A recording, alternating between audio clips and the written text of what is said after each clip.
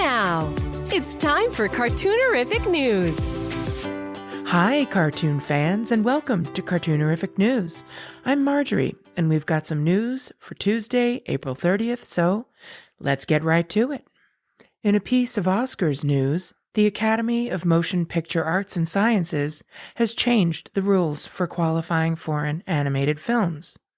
Now, an animated film submitted by a foreign country will be able to take home the coveted statuette in the animated film category as well as international feature film.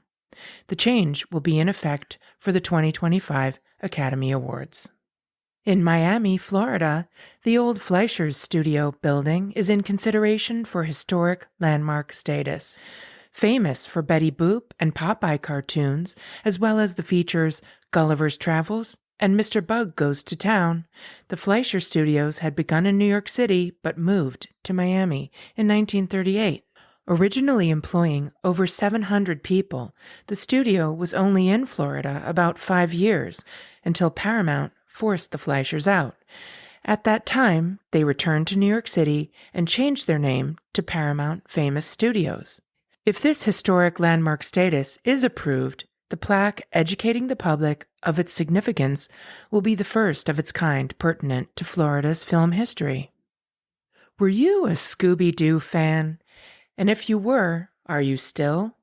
Well, if so, you may have a treat coming your way. Though the original beloved animated Hanna-Barbera characters Shaggy, Fred, Velma, and Daphne, along with their eponymous canine buddy, have previously been recreated in both animated and live-action form through adaptations, spin-offs, and sequels, Netflix apparently has yet another iteration of the Scooby-Doo TV series in live-action form on the table.